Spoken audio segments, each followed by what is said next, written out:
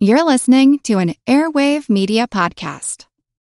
What does Sputnik have to do with student loans? How did a set of trembling hands end the Soviet Union?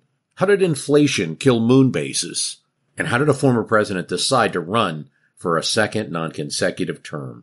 These are among the topics we deal with on the My History Can Beat Up Your Politics podcast. We tell stories of history that relate to today's news events. Give a listen. My History Can Beat Up Your Politics, wherever you get podcasts.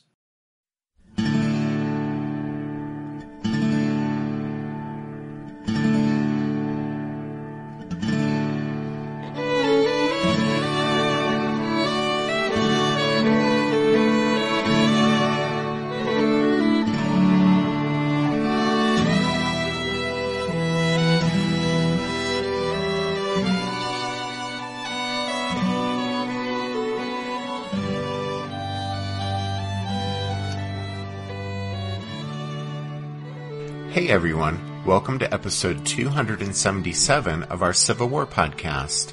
My name is Rich. And I'm Tracy. Hello y'all. Thanks for tuning into the podcast. Viewed solely from the microcosm of Virginia, by the late spring of 1863, the Civil War appeared to be a stalemate. Confederate forces had frustrated repeated federal offensives through 2 long years of bloody conflict, and occupied roughly the same ground they had held in 1861. The primary reason for this success was the rise of General Robert E. Lee. As long as he commanded the Army of Northern Virginia, the Confederacy seemed to have little to fear from any general President Abraham Lincoln could find to oppose him. The proximity of the opposing capitals, coupled with major media centers lining the eastern seaboard, Boston, New York, Philadelphia, and Charleston, ensured that much of the North and the South's attention would be focused on the largely static war in the narrow corridor between Washington and Richmond. However, in reality, the war covered a much wider front. The Western Theater, running from the Appalachian Mountains to the Mississippi River, spanned hundreds of miles, as did the Trans-Mississippi Theater, west of the Mississippi River. In the West, the war was anything but static, and by nearly any measure was turning decisively against the Confederacy. The vast open spaces and plethora of navigable rivers offered Union forces access to the interior of the Southern slaveholding republic. As the Confederacy learned early and often, waging a successful defense in the West was much more difficult than it was in Virginia. By 1863, a trio of the South's most important cities, Memphis, Nashville, and New Orleans, were under federal control. Their loss significantly damaged the rebel cause. The Lincoln administration expected that renewed offensive operations in the Western Theater that summer would bring more success and perhaps crush the rebellion and end the war. Abraham Lincoln anxiously anticipated 2 decisive victories in the West in 1863. One in Middle Tennessee, which would lead to the fall of Chattanooga, and the other, the reopening of the Mississippi River, with the capture of the rebel stronghold at Vicksburg. Today, the Civil War remains an amazingly popular topic. Yet few people know the name of the army Grant took to Vicksburg or have heard about the Battle of Champion Hill. As is often the case, perspective comes from outsiders. In 1929, a British officer named J.F.C. Fuller took a break from his musings on mechanized warfare to turn his attention to the American Civil War, and Fuller concluded that, quote, Vicksburg and not Gettysburg was the crisis of the Confederacy.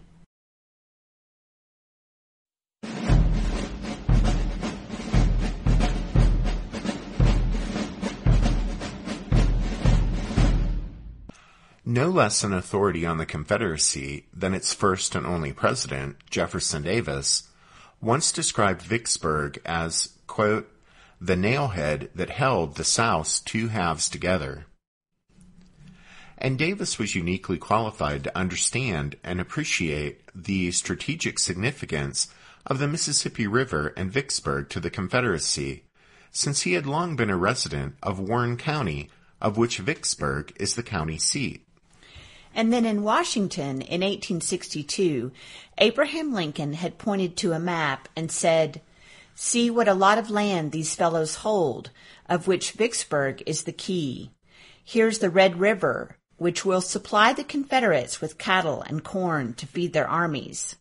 There are the Arkansas and White Rivers, which can supply cattle and hogs by the thousand.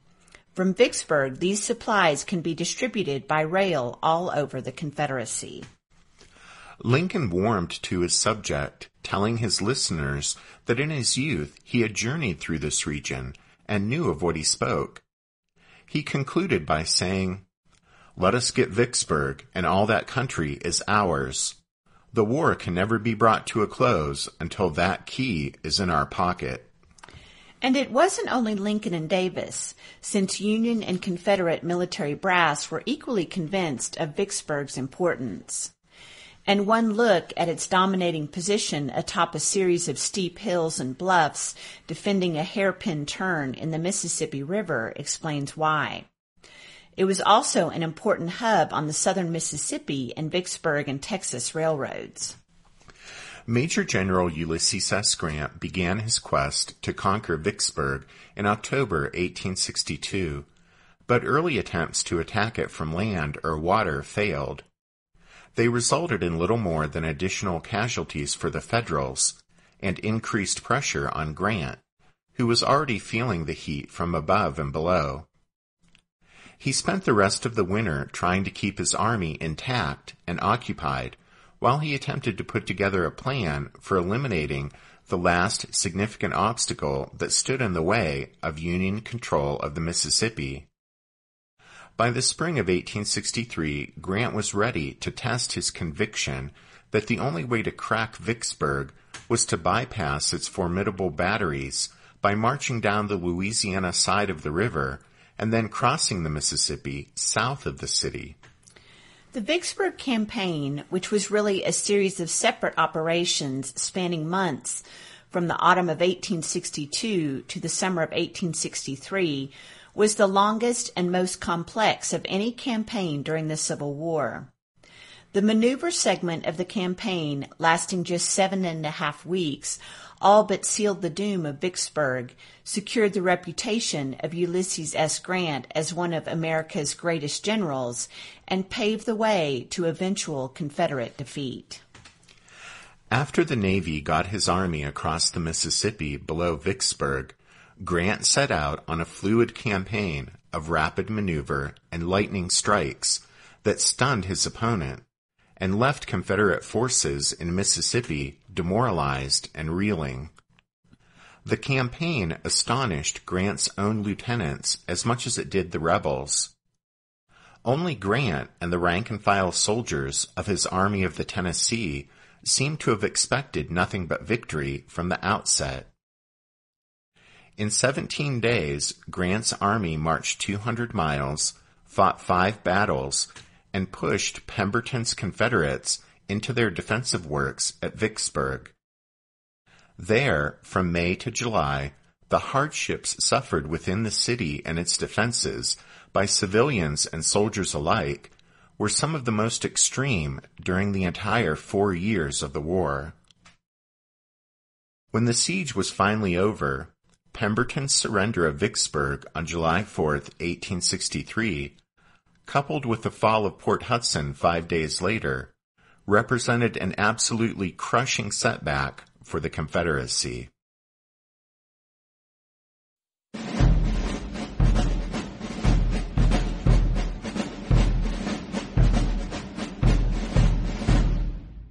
Control of Vicksburg was essential to control of the Mississippi River.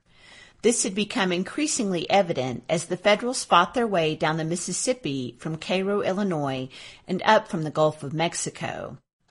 By early June 1862, with the capture of New Orleans and the neutralization of Fort Pillow, about 50 miles north of Memphis, the Union had a firm grip on the Mississippi at both extremes of the Confederacy. But the center remained in rebel hands, and the focal point of Confederate resistance was Vicksburg. Not only did the city command the central Mississippi, but it was a critical transfer point for both rail and river traffic bound eastward toward the heart of the Confederacy. Additionally, one of the Confederacy's few rail links to the southwest was the Vicksburg, Shreveport, and Texas Railroad. The line had yet to live up to its name, though, since in 1862 it only ran from Vicksburg to Monroe, Louisiana, less than halfway to Shreveport and the nearby Texas border. But still, it was a vital conduit for supplies that made it to Monroe by road and river.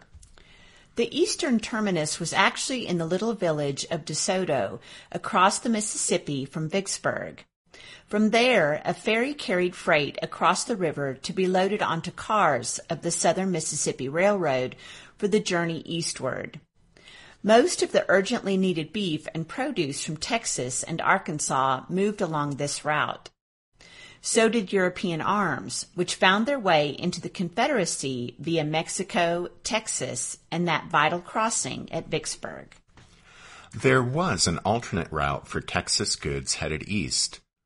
Cargo vessels would steam down the Red River, a navigable waterway running across Louisiana from Texas and joining the Mississippi 200 miles south of Vicksburg. The steamboats would turn north upon reaching the Mississippi and unload at the Vicksburg docks. The fall of New Orleans, although it was a severe blow to the Confederacy, had had little effect on this river traffic.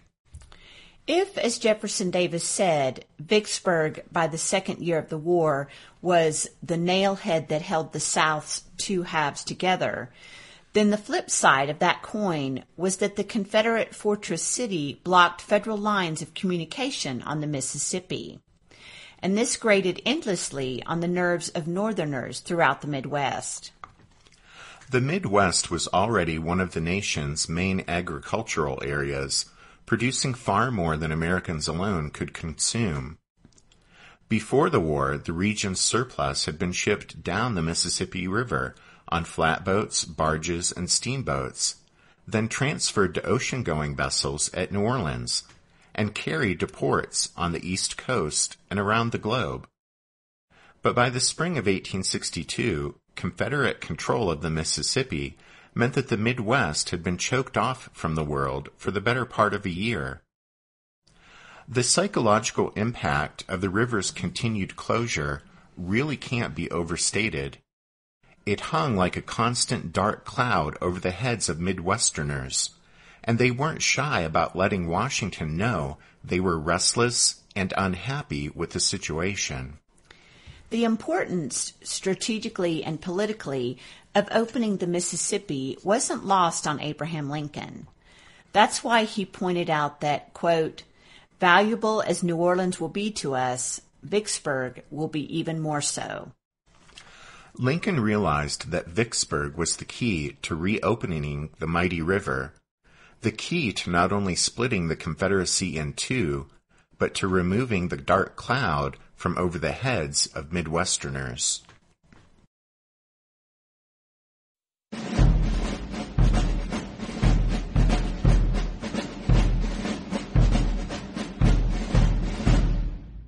Did archaeologists discover Noah's Ark? Is the rapture coming as soon as the Euphrates River dries up? Does the Bible condemn abortion? Don't you wish you had a trustworthy academic resource to help make sense of all of this?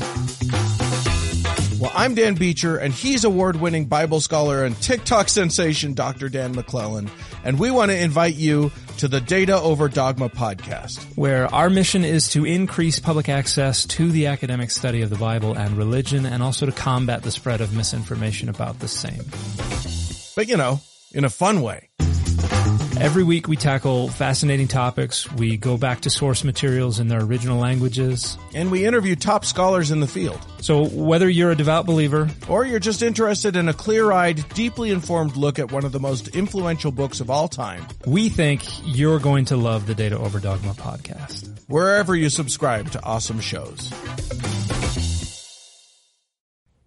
What's something you learned in history class that you feel wasn't the whole truth? Better yet, what's something you didn't learn at all that was omitted completely? That's what I'd like to call redacted history. I believe that all history, no matter how good or bad, needs to be told. There are wars, massacres, battles, and entire historical events that are just not in our school's history books. Have you ever heard of Mary Bowser? I didn't think so.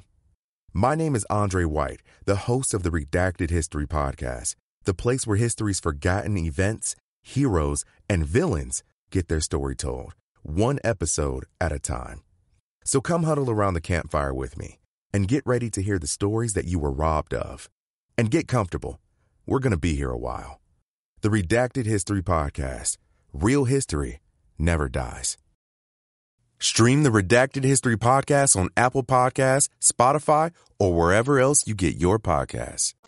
Early in the war, the Federal High Command laid plans to capture Vicksburg as soon as possible. When Flag Officer David Farragut left Washington in the spring of 1862 to mount his attack on New Orleans, he carried with him orders to capture Vicksburg as well. It wouldn't be an easy task, not least because Vicksburg possessed formidable natural defenses. The city proper stood on a series of bluffs that frowned down upon the river. Artillery positioned in fortifications along those heights, which reached as high as 300 feet, could shell any enemy ships below with devastating effect. Enemy infantry would also find that the terrain aided the defenders. The surrounding territory, including the countryside across the river in Louisiana, was a maze of bayous and bogs, much of it impassable to troops on foot. East of Vicksburg, the series of bluffs abruptly fell away to relatively open ground, although even here a line of hills and gullies commanded the eastern approaches to the city. In short, from almost any direction, Vicksburg was a thorn that could be grasped only with immense difficulty. Yet there had been a time when the river port could have been taken by any federal force that reached it, because during the first year of the war, Vicksburg was guarded by only a token garrison, and the fortifications were incomplete. However, the fall of New Orleans on April 26, 1862, galvanized the Confederate authorities, not to mention the people of Vicksburg, many of whom promptly fled the city. The next day, a Vicksburg resident named Mahala Roach wrote in her diary, "This has been a singular Sunday. No Sabbath stillness has pervaded its air, but bustle and confusion have prevailed everywhere." Merchants loaded their stock into wagons and clattered away.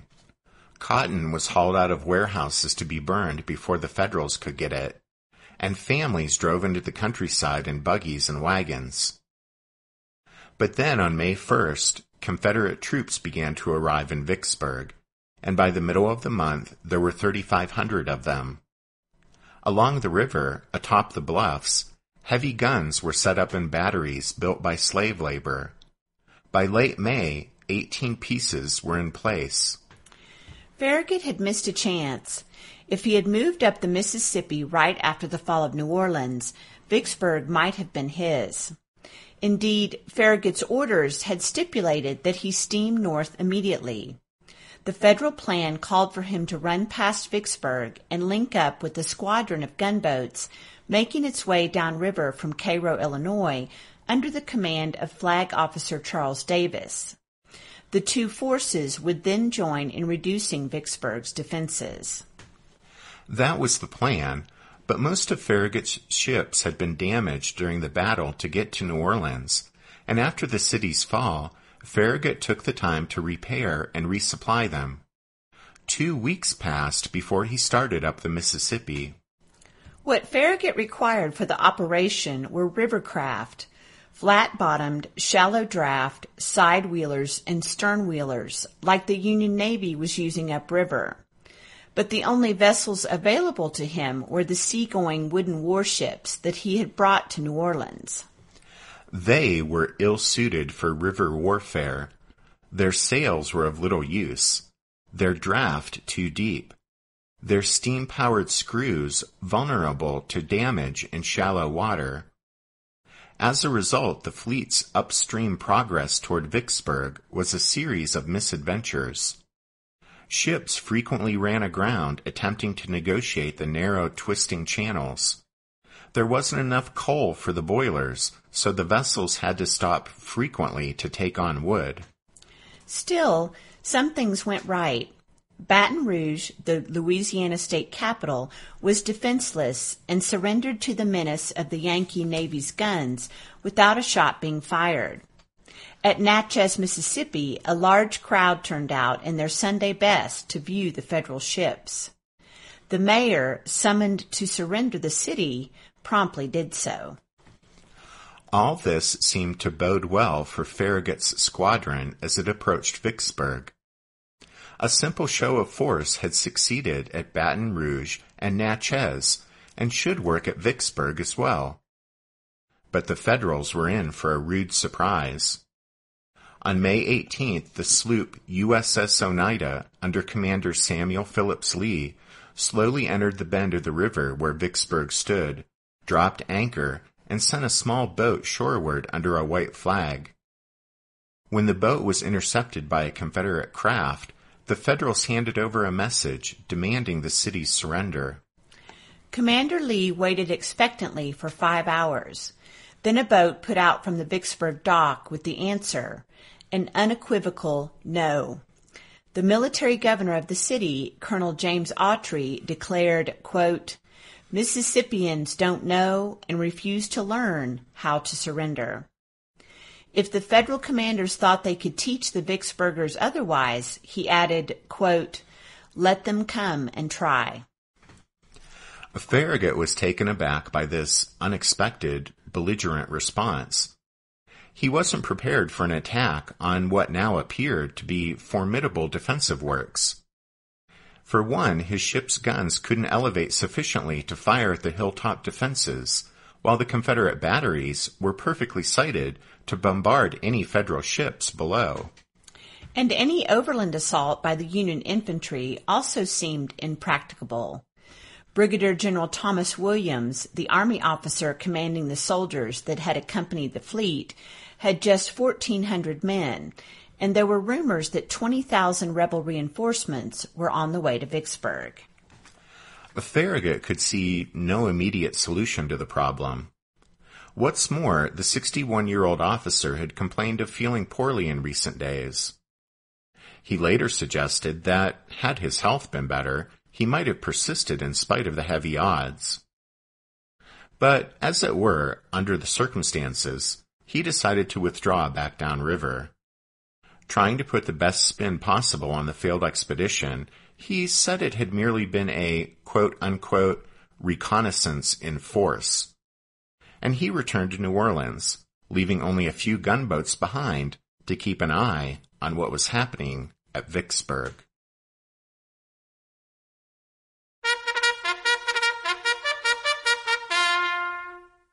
That means it's time for this episode's book recommendation.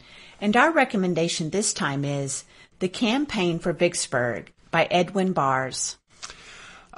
This book recommendation is more a tip of the hat to the incomparable Ed Bars than an actual suggestion that you run out and pick up this 3-volume history of the Vicksburg Campaign. Since a quick internet check as we were preparing this episode revealed that it is now apparently selling for ridiculous sums, like more than I paid for my first car, which wasn't the case even 3 years ago when we were shopping for these books. At any rate, I guess if you see a set at a yard sale or something for a bargain basement price and can snag them, by all means go ahead and count yourself lucky. Don't forget you can find a list of all of our book recommendations at the podcast website, which is www.civilwarpodcast.org. Just yesterday, we released Members Episode number 86. As we record this show today, there's less than 2 weeks left until our move to Patreon with the membership episodes and stuff is a done deal. As we've said, after May 10th, we're going to take all the membership episodes off the website, so the only place to get those shows after that date will be on Patreon.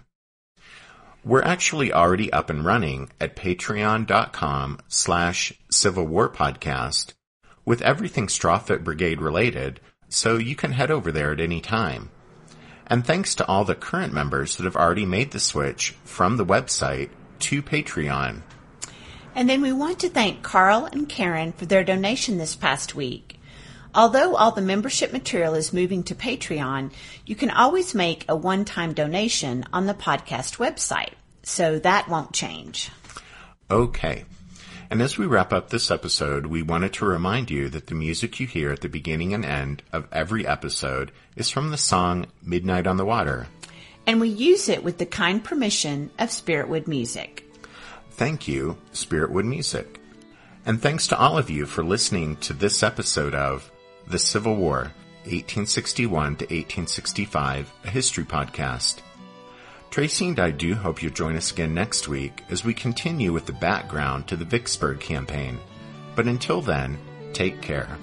Thanks, everyone. Bye.